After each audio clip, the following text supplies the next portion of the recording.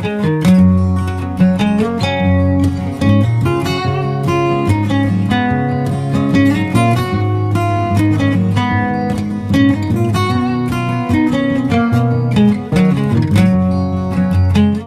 بقى في البودكاست القلب والعقل، لازم نحكم دايما العقل والقلب مع بعض، علشان قلب بدون عقل احيانا بندفع الثمن غالي جدا، والعقل بدون قلب بيخلينا نقسى على نفسنا ومشاعرنا.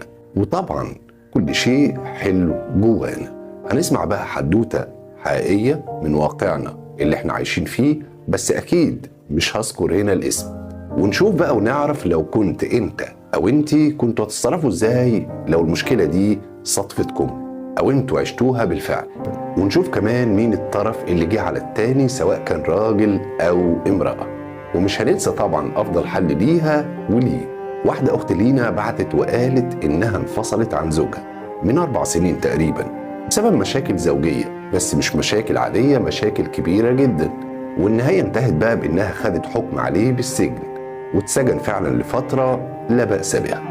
فكلمها واحد شرطي هناك وترجاها انها تعفو عن زوجها ده اللي هو طلقها يعني، وبالفعل عفت عنه وخرج. وكان كلامها ليا بالتحديد علشان الأولاد أنا عفيت عنه. ومش هخبي عليك، أنا أعجبت بالراجل الشرطي ده جدا، اللي هو كان بقى أكبر منها ب 18 سنة. يعني التقييم بالفارق ده هنا حسب عمرها إنه لسه شاب في بداية حياته. ومع الأسف صرحت لي بإنها معجبة بيه كمان وبتحبه على طول كده. وهو طبعا لما سمع الكلام ده قال لها وأنا كمان بحبك. العلاقة دي بقى استمرت 3 شهور تقريبا من اللقاء الأول. بتقول كنا بنتبادل الكلام مع بعض على سناب شات كل يوم تقريبا، بس كان الكلام ما بيننا عادي جدا، زي عاملة ايه، ازيك، مساء الخير، وبس كده. وهي بتقول وانا طبعا كنت نفس الكلام، لحد بعد شهر تقريبا لقيت اسلوبه وطريقته اتغيرت معايا. بقيت مثلا لما ابعت رسالة ليه ما يردش في وقتها، لدرجة انه ممكن ما يردش بعد اسبوع او اسبوعين، ومش عارفة بيعمل كده ليه. ولما يقرأ رسالتي مثلا يقول لي كنت مشغول، معلش اعذريني، ضغوط الشغل والكلام ده. بس الغريبة بقى ان كان في نفس اليوم ممكن يبعت لها صورة وهو مع اصحابه او هو في النادي او راكب عربيته. ده بقى كل اللي بينا في الكلام. والكلام ده بيحصل لما بيقرأ رسالتي بالصدفة، انما هو لا بيبعت ولا بيسأل زي قبل كده.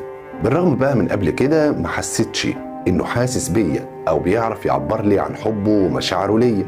كان بالظبط كده كأني واحد صاحبه. فهمني طبعا، انا عايزه بقى اخد قرار ومش عارفه حقيقه اعمل ايه. دي حكايه بقى اختنا اللي اتبعتت. مبدئيا كده لما يحصل انفصال، سواء كانوا 2 مخطوبين او متزوجين، مهم جدا اننا ناخد فتره هدنه وما ندخلش في اي علاقه جديده الا بعد 6 شهور او سنه، لانها بتكون دي فتره كافيه، واننا على الاقل بعد الفتره دي بنكون واعيين اكتر من وقت المشكله او وقت الانفصال نفسه، نفسيا ومعنويا وحاجات كتير جدا. ده غير كده كمان ان مشاعرنا واحاسيسنا بتكون اصدق من قبل كده.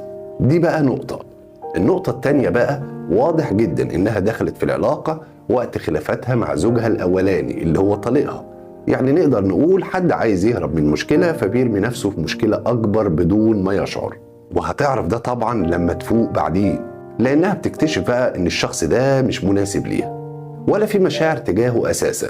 الكلام ده بيحصل لما بنفوق من محنتنا. وقت المحنة بنتوهم الحب، إن فلان ده هيعرف يحتويني. كل الكلام ده طبعا غلط. النقطة اللي بعد كده بقى، الشاب ده واضح جدا إنه صغير سنا، وده مش تقليل منه، ولكن ما عندوش خبرة في الحياة ومش مستعد أساسا لإنه يرتبط أو يتزوج ويعمل أسرة وبيت في الوقت ده تحديدا. وجايز كمان يكون عايز يضيع وقت معاكي ومع غيرك. ببساطة كده هو مش عايز التزام. ولازم نعرف بقى ان الشاب اللي بيعوز يتسلى ببنت او واحدة عموما، او لعبي او مش جاد، بتكون دايما مشاعره باردة، ما بينفذش ابدا وعوده. بيكون انسان اناني جدا ومصلحته ثم مصلحته وبس، مش ملهوف عليكي، ما عندوش استعداد انه يضحي علشانك باي حاجة. مفيش اي تواصل ما بينكم يدي ايحاء بان في مشاعر متبادلة ما بينكم. واعتقد اللي قلته ده كفيل بانه ياكد لك ان الشاب ده واجب عليكي انك بقى تقفي وقفه مع نفسك وتحددي موقفك مع الشاب ده وتواجهيه وتساليه بشكل مباشر هو ناوي يعمل ايه معاكي مستقبلا، او انت ايه بالنسبه له، وخطه تكون واضحه منه ويقولها ويلتزم بيها. إنما غير كده أنا بنصحك إنك لازم تنسحبي من العلاقة البائسة دي فورا، اللي هتضيعي بقى وقتك وعمرك على الفاضي. وتمهلي وانتظري، وأكيد ربنا هيرزقك بالزوج الصالح اللي هيراعي ربنا فيك إن شاء الله.